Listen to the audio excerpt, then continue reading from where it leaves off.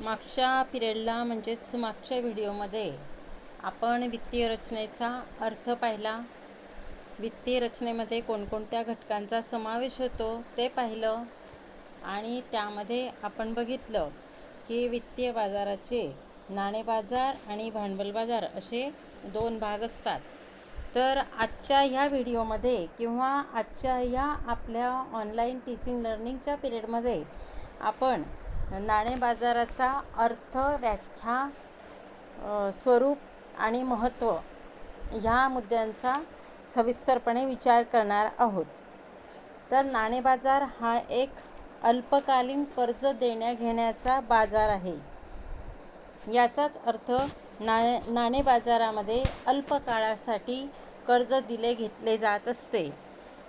देशातील नागरिक असो, उद्योजक असो, व्यावसायिक असो किंवा व्यापारी बँका असो, यांना अल्पकालीन कर्जाचीही गरज असते. ज्याप्रमाणे त्यांना दीर्घकालीन कर्ज आवश्यक असते, त्याचप्रमाणे त्यांना अल्पकालीन कर्जही आवश्यक असते आणि त्यांची ही अल्पकालीन कर्जाची गरज भागवण्याचं कार्य नाणे बाजार हा करत असतो. तर त्यासाठी नाणे बाजारामध्ये विविध साधनांचा वापर हा केला जातो. रोखता, पैशासारखी रोखता असणारी साधने म्हणजे व्यापारी हुंड्या, कोषागार हुंड्या, वचनपत्रे, बचत प्रमाणपत्रे या साधनांचा वापर नाणे बाजारामध्ये केला जातो आणि या साधनांच्या सहाय्याने अल्पकालीन कर्ज देण्या-घेण्याचे व्यवहार पार पाडले जात असतात. तर अशा रीतीने नाणे बाजारामध्ये अल्प काळासाठी कर्ज दिले घेतले जात असते.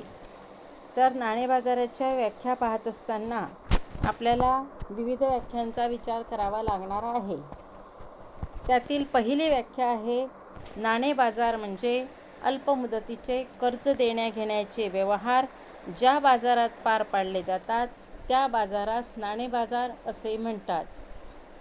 तर ही व्याख्या कर्ज देण्या-घेण्याच्या काळानुसार करण्यात आलेली आहे आणि या व्याख्येत असं म्हटलेलं आहे की नाणे बाजार म्हणजे अल्पमुदतीचे कर्ज देण्या-घेण्याचे व्यवहार ज्या बाजारात पार पाडले जातात त्या बाजाराला नाणे बाजार म्हणतात. दुसरी व्याख्या आहे प्राध्यापक क्राउथर यांची. प्राध्यापक क्राउथर असं म्हणतात की विविध प्रकारच्या पैशाचे देवाणघेवाणीचे व्यवहार करणाऱ्या विविध संस्थांना सामूहिकपणे नाणे बाजार असे म्हणतात. तर क्राउथर यांना असं म्हणायचं आहे की विविध प्रकारच्या पैशाच्या देवाणघेवाणीचे कार्य करणाऱ्या विविध ज्या संस्था असतात त्या संस्थांना सामूहिकपणे नाणे बाजार असं म्हणतात. तर भारतीय रिझर्व्ह बँकेची व्याख्या सोपी आणि सुटसुटीत अशी आहे.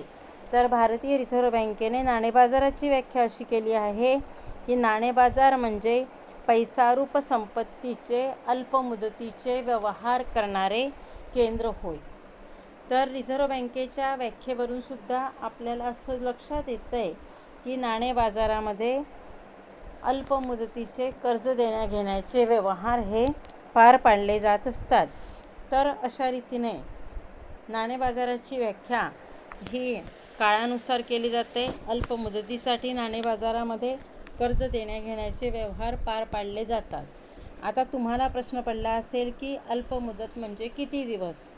तर अल्पमुदत याचा अर्थ 7 दिवस ते जास्तीत जास्त 18 महिन्यापर्यंतचा काळ.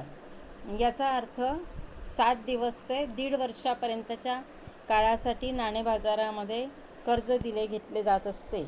तर अशा रीतीने नाणे बाजारामध्ये अल्पकालीन कर्ज देण्या-घेण्याचा व्यवहार हा होत असतो. त्यासाठी विनिमयपत्राचा वापर केला जातो आणि नाणे बाजारामध्ये हे कार्य करण्यासाठी अनेक बँका व वित्तीय संस्था या सहभागी असतात. त्याचप्रमाणे नाणे बाजारामध्ये जी साधनं वापरली जातात तर त्या साधनांमध्ये अधिक रोखता असते आणि अशा रीतीने रोखता असलेल्या साधनांचाच वापर नाणे बाजारामध्ये कर्ज देण्या-घेण्याचे व्यवहार पार पाडण्यासाठी केला जात असतो. तर अशा रीतीने नाणे बाजाराची व्याख्या आपल्याला सांगता येते. पुढचा मुद्दा आहे नाणे बाजाराचे स्वरूप. तर नाणे बाजाराचे स्वरूप पाहत असताना विविध मुद्द्यांचा विचार आपल्याला करावा लागतो. त्यातील पहिला मुद्दा आहे संघटित व असंघटित स्वरूप. भारतीय नाणे बाजाराचे स्वरूप हे संघटित आणि असंघटित असे आहे. कारण नाणे बाजारामध्ये संघटित क्षेत्रातील बँका, वित्तीय संस्था कार्यरत असतात. त्याचप्रमाणे असंघटित क्षेत्रातील सावकार, श्रीमंत शेतकरी, व्यापारी, अडते हे सुद्धा सहभागी असतात. आणि म्हणून असं म्हटलं जातं की नाणे बाजाराचं स्वरूप हे संघटित आणि असंघटित असतं. संघटित क्षेत्रावरती रिझर्व्ह बँकेचं नियंत्रण असतं. संघटित क्षेत्रामध्ये ज्या बँका आणि वित्तीय संस्था कार्यरत असतात त्यांना रिझर्व्ह बँकेच्या नियमांचं पालन हे करावं लागतं. नाणे बाजारामध्ये खाजगी आणि सार्वजनिक क्षेत्रातील बँका, सहकारी बँका, रिझर्व्ह बँक, वटणावळगृहे, वित्तगृहे, भारतीय औद्योगिक विकास बँक, भारतीय औद्योगिक वित्तीय महामंडळ, आयुर्विमा महामंडळ, UTI, म्युच्युअल फंड इत्यादी वित्तीय संस्था आणि बँका कार्यरत असतात. तर हे झालं संघटित क्षेत्र की ज्या क्षेत्रावर रिझर्व्ह बँकेचं नियंत्रण असतं. रिझर्व्ह बँकेच्या नियमांचं पालन त्या क्षेत्राला करावं लागत असतं. याचप्रमाणे असंघटित क्षेत्रसुद्धा नाणे बाजारामध्ये दिसून येतं. आणि ह्या असंघटित क्षेत्रामध्ये सावकार, सराफी पेढ्या, श्रीमंत शेतकरी, व्यापारी, अडते यांचा समावेश होतो. या असंघटित क्षेत्रावरती रिझर्व्ह बँकेचं पूर्णपणे नियंत्रण नसतं. हे क्षेत्र रिझर्व्ह बँकेच्या नियमाशी बांधीलं नसतं. अशा रीतीने भारतीय नाणे बाजाराचं स्वरूप पाहिलं तर आपल्याला संघटित आणि असंघटित असं दुहेरी दिसून येतं. नाणे बाजाराच्या स्वरूपाचा दुसरा मुद्दा म्हणजे नाणे बाजारातील व्यवहाराचे स्वरूप. नाणे बाजारामध्ये कर्जाऊ रकमांचे व्यवहार जे केले जातात ते अल्पकालीन असतात. कारण शेतकरी, उद्योजक, व्यावसायिक, व्यापारी बँका, वित्तीय संस्था यांना दीर्घकाळाबरोबरच अल्पकालीन कर्जाची गरज असते. त्यांना त्यांचा दैनंदिन खर्च भागवण्यासाठी आणि बदलता खर्च भागवण्यासाठी अल्पकालीन कर्ज हवे असते. आणि ही अल्पकालीन कर्जाची त्यांची गरज नाणे बाजारातूनच भागवली जाते. आणि म्हणून असं म्हटलं जातं की नाणे बाजारातील व्यवहाराचं स्वरूप हे अल्पकालीन असतं. कारण नाणे बाजारामध्ये अल्पकाळासाठी कर्ज हे पुरविलं जातं. नाणे बाजाराच्या स्वरूपाचा तिसरा मुद्दा आहे व्याजदराचे विभिन्न स्वरूप. तर नाणे बाजारामध्ये विविध प्रकारच्या वित्तीय संस्था, बँका ह्या कार्यरत असतात. आणि आपण पहिल्या मुद्द्यामध्येच पाहिलेलं आहे की नाणे बाजारामध्ये संघटित क्षेत्र आणि असंघटित क्षेत्र अस्तित्वात असतं. संघटित क्षेत्रावर रिझर्व्ह बँकेचं नियंत्रण असतं, पण असंघटित क्षेत्रावर मात्र रिझर्व्ह बँकेचं नियंत्रण नसतं. त्यामुळे नाणे बाजारातील जे संघटित क्षेत्र आहे त्यांच्यातील कर्ज देण्याची पद्धत, व्याजदर आकारण्याची पद्धत जवळजवळ सारखी असते. पण जे असंघटित क्षेत्र आहे ते रिझर्व्ह बँकेच्या नियंत्रणाखाली नसते. त्यामुळे त्यांचे व्याजदर हे वेगळे असतात आणि संघटित क्षेत्रातील व्याजदर हे वेगळे असतात. संघटित क्षेत्रातील कर्ज देण्याघेण्याची पद्धती ही वेगळी असते आणि असंघटित क्षेत्रातील कर्ज देण्याघेण्याची पद्धती वेगळी असते. आणि यामुळे नाणे बाजारामध्ये व्याजदर हे संस्थेनुसार बदलते दिसून येतात. काहींचे व्याजदर जास्त असतात, काहींचे व्याजदर कमी असतात. संघटित क्षेत्रामध्ये हा फारसा फरक दिसून येत नाही, पण असंघटित क्षेत्रामध्ये मात्र हा फरक मोठ्या प्रमाणावर दिसून येतो. नाणे बाजाराच्या स्वरूपाचा पुढचा मुद्दा म्हणजे नाणे बाजारातील व्यवहार साधनांचे स्वरूप. तर नाणे बाजारामध्ये विधिग्राह्य पैसा, चेक, मागणी ठेवी, प्रॉमिसरी नोट, व्यापारी हुंड्या, कोशागार हुंड्या, पतपत्रे यांचा वापर करून व्यवहार पार पाडले जात असतात. म्हणजेच नाणे बाजारामध्ये रोख पैसा, चेक, मागणी ठेवी, प्रॉमिसरी नोट, व्यापारी हुंड्या, कोशागारी हुंड्या, व्यापारी पत्रे, पतपत्रे यांच्या साहाय्याने अल्पकालीन कर्ज घेण्याचे व्यवहार होत असतात.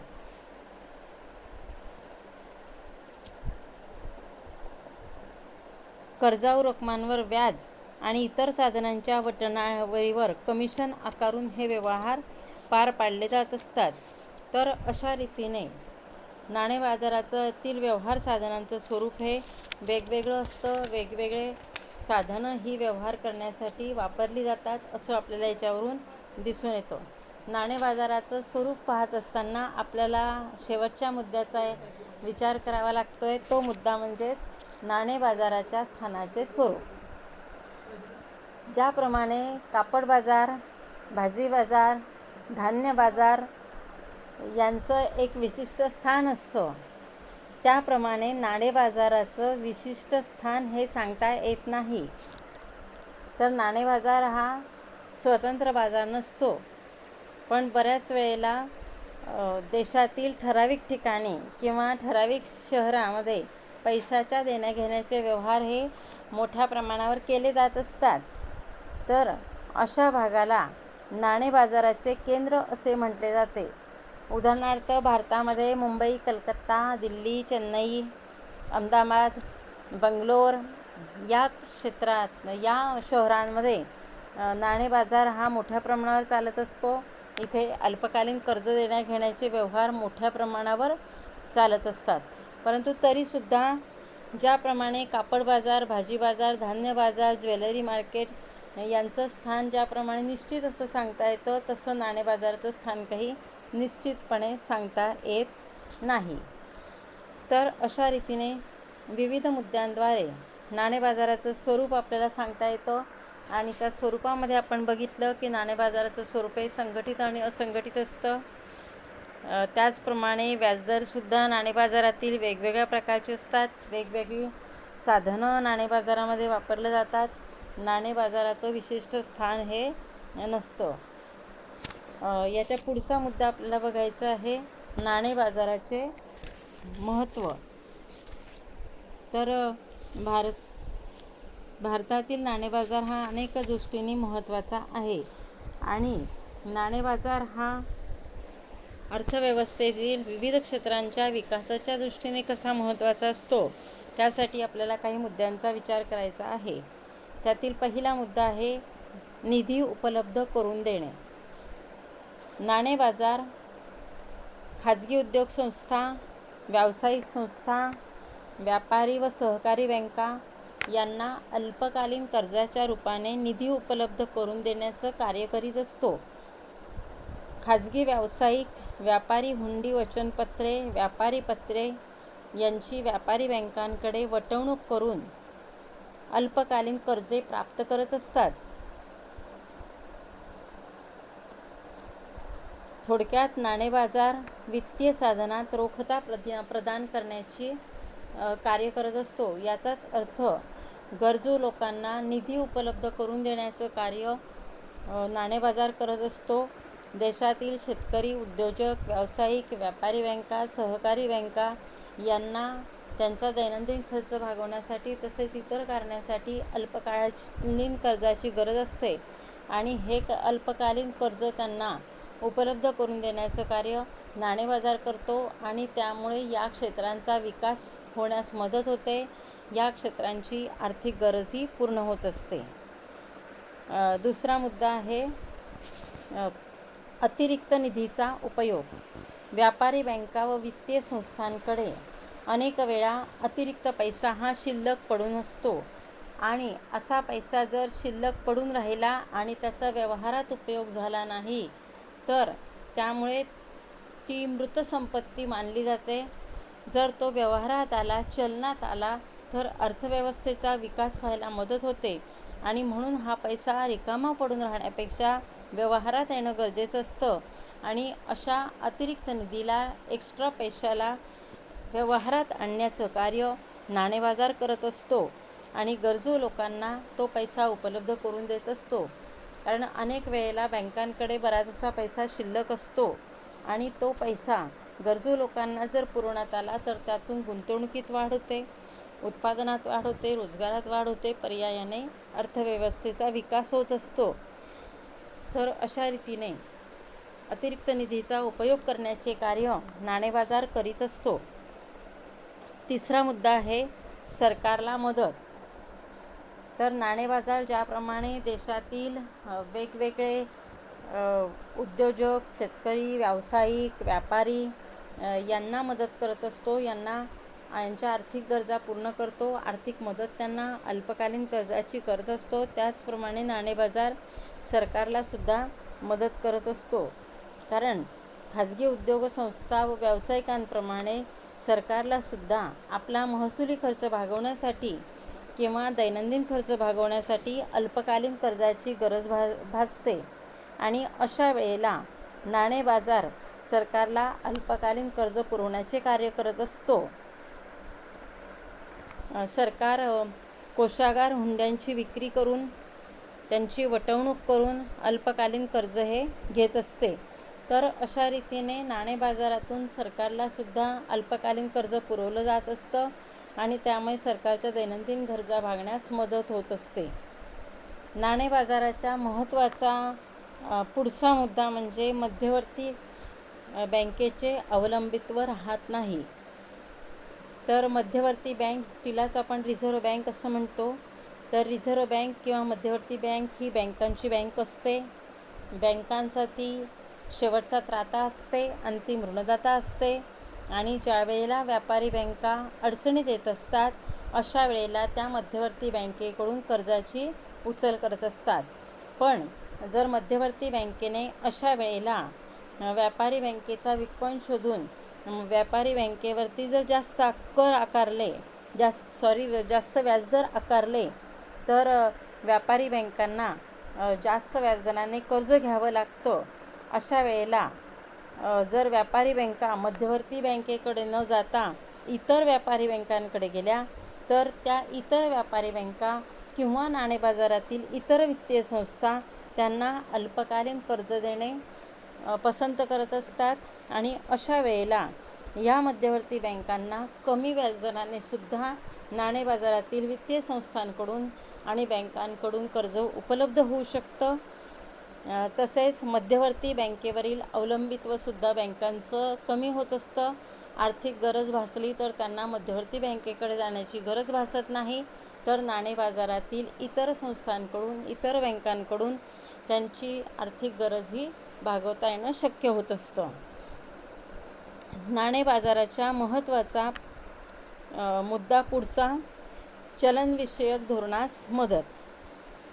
तर विकसित नाणेबाजार हे मध्यवर्ती बँकेचे चलनविषयक धोरण यशस्वी करण्यास मदत करत असतो. आपण सुरुवातीलाच ह्या प्रकरणाच्या पाहिलेलं आहे की हे प्रकरण जेव्हा शिकवायला सुरुवात केली तेव्हाच मी तुम्हाला सांगितलं की देशाच्या नाणेबाजाराची स्थिती कशी आहे यावर तर देशाचा विकास हा अवलंबून असतो. जर नाणेबाजार विकसित असेल तर देशाचा विकास हा वेगाने होत असतो आणि अशा रीतीने जर नाणेबाजार विकसित असेल तर मध्यवर्ती बँकेचं किंवा रिझर्व्ह बँकेचं चलनविषयक धोरण यशस्वी होत असतं. आणि बऱ्याच वेळा आपण बघतो की रिझर्व्ह बँक चलनविषयक धोरण आखत असते, त्याची अंमलबजावणी करत असते, पण रिझर्व्ह बँकेला देशातील वित्तीय संस्था आणि व्यापारी बँका योग्य रीतीने सहकार्य करत नाही आणि त्यामुळे चलनविषयक धोरण हे अयशस्वी होतं. बऱ्याच वेळेला तेजीमंदीची परिस्थिती आटोक्यात आणण्यासाठी सुद्धा किंवा अर्थव्यवस्थेतील काही कमकुवत क्षेत्राचा विकास करण्यासाठी मध्यवर्ती बँकेकडून चलनविषयक धोरणाची अंमलबजावणी केली जाते. पण मध्यवर्ती बँकेच्या या चलनविषयक धोरणाला देशातील वित्तीय संस्थांकडून योग्य असा प्रतिसाद मिळत नाही. पण नाणेबाजार जर विकसित असेल तर असा विकसित नाणेबाजार रिझर्व्ह बँकेला योग्य प्रतिसाद देतो. चलनविषयक धोरणाचं पालन केलं जातं, रिझर्व्ह बँकेच्या नियमांचं पालन केलं जातं आणि त्यामुळे अर्थव्यवस्थेतील जी तेजीमंदीची परिस्थिती आहे ती आटोक्यात यायलासुद्धा मदत होत असते. 6वा मुद्दा आहे वित्तीय गतिशीलता. तर नाणे बाजारातील व्यवहारांमुळे वित्तीय सामुग्री ही एका उद्योगातून दुसऱ्या उद्योगामध्ये, एका व्यवसायातून दुसऱ्या व्यवसायात सहज गतिशील होत असते आणि त्यामुळे देशाचा आर्थिक विकास वेगाने व्हायला मदत होत असते. तर अशा रीतीने वित्तीय साधनांमध्ये गतिशीलता निर्माण करण्याचं कार्य नाणे बाजार हा करत असतो. पैसा हा सतत फिरता असणं गरजेचं असतं, एकाकडून दुसऱ्याकडे, दुसऱ्याकडून तिसऱ्याकडे, तेव्हाच अर्थव्यवस्थेचा विकास होत असतो. आणि नाणे बाजार हा लोकांच्या बचती गोळा करण्याच्या आणि गरजू लोकांना कर्ज पुरवण्याचे कार्य करत असतो. आणि त्यामुळे एका व्यक्तीकडून दुसऱ्या व्यक्तीकडे, एका उद्योजकाकडून दुसऱ्या उद्योजकाकडे, एका व्यवसायाकडून दुसऱ्या व्यवसायाकडे हा पैसा फिरत राहतो आणि त्यामुळे वित्तीय गतिशीलता ही निर्माण होत असते. 7वा मुद्दा आहे रोखता आणि सुरक्षिततेला प्राधान्य. तर रोखता आणि सुरक्षितता या 2 गोष्टींचं पालन करण्याचं कार्य बँकांकडून केलं जात असतं. आणि ज्या बँका रोखतेचं आणि सुरक्षिततेचं तत्त्व योग्यरीतीने पाळू शकतात त्या बँकांचा चांगला विकास हा होत असतो, त्या प्रगतीपथावर राहत असतात. तर नाणे बाजारामध्ये गुंतवणूक केलेल्या रकमांमध्ये रोखता असते, तसेच सुरक्षिततासुद्धा असते. कारण नाणे बाजारातील कर्जे ही फक्त अल्पकाळासाठी दिली जातात. तसेच ती हुंडी, वचनपत्रे, व्यापारी पत्रे यांच्या तारणावर सुद्धा दिली जात असतात. त्यामुळे नाणे बाजारामध्ये रोखता आणि सुरक्षितताला प्राधान्य दिले जाते असे आपल्याला दिसते. कारण कर्ज हे अल्पकालीन असल्यामुळे त्याची फेड होतच असते, सहसा ते बुडवलं जात नाही. जर दीर्घकालीन अनेक वर्षासाठी कर्ज घेतलं जात असेल तर अनेक अडचणी येत असतात. कर्जाची मुदत संपेपर्यंत ती व्यक्ती हयातसुद्धा नसते आणि वारसदारांकडून असं कर्ज वसूल करणं बँकांना आणि वित्तीय संस्थांना जड जात असतं. पण नाणे बाजारामध्ये तसं होत नाही. नाणे बाजारामध्ये कर्ज हे अल्पकाळासाठी दिलं जातं आणि जी साधनं वापरली जातात तर त्या साधनांमध्ये सुद्धा रोखता ही मोठ्या प्रमाणावर असते. पुढचा मुद्दा आहे निधीच्या मागणी पुरवठ्यात संतुलन. तर इथे निधी म्हणजेच ऋणयोग्य निधी आणि ऋणयोग्य निधीचा पुरवठा या दोन्ही गोष्टींचा आपल्याला विचार करायचा आहे. नाणे बाजाराचं महत्त्व पाहत असताना ऋणयोग्य निधीची मागणी आणि ऋणयोग्य निधीचा पुरवठा यांच्यात नाणे बाजार संतुलन निर्माण करतो असं आपल्याला दिसून येतं. तर ऋणयोग्य निधीचा पुरवठा म्हणजे बचती योग्य अशा गुंतवणूक स्रोतांकडे आपोआप वळत असतो. नाणे बाजारामुळे बचतीचे योग्य गुंतवणुकीत विभाजन होत असते. त्यामुळे अर्थव्यवस्थेत वित्तीय साधनांचे योग्य आणि कार्यक्षम विभाजन होत असते. तर अशा रीतीने अर्थव्यवस्थेतील वित्तीय साधनांचा वापर योग्य रीतीने व्हावा यासाठी नाणे बाजार हा प्रयत्न करत असतो. त्याचप्रमाणे ऋणयोग्य निधीच्या मागणी आणि ऋणयोग्य निधीचा पुरवठा यांच्यामध्ये संतुलन निर्माण करण्याचं कार्यसुद्धा नाणे बाजार करत असतो.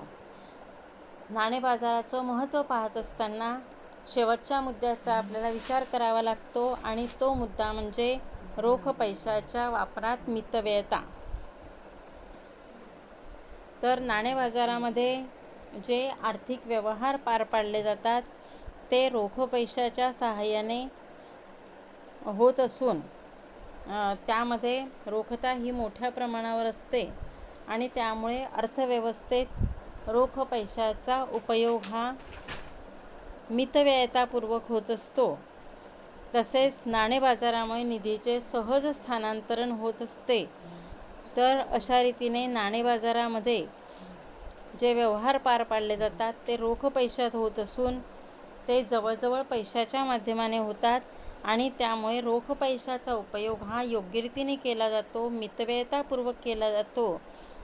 तसेच नाणे बाजारामुळे निधीचे सहज स्थानांतरण होत असते. तर अशा रीतीने ह्या विविध मुद्द्यांद्वारे आपल्याला असं दिसून येतं की नाणे बाजार हा अर्थव्यवस्थेत महत्त्वाची भूमिका पार पाडत असतो. अर्थव्यवस्थेच्या आर्थिक विकासात महत्त्वाची भूमिका पार पाडतो आणि नाणे बाजारामुळे अर्थव्यवस्थेतील विविध क्षेत्रांच्या अल्पकालीन कर्जाची गरज पूर्ण होऊन त्या क्षेत्रांचा विकास व्हायला मदत होत असते.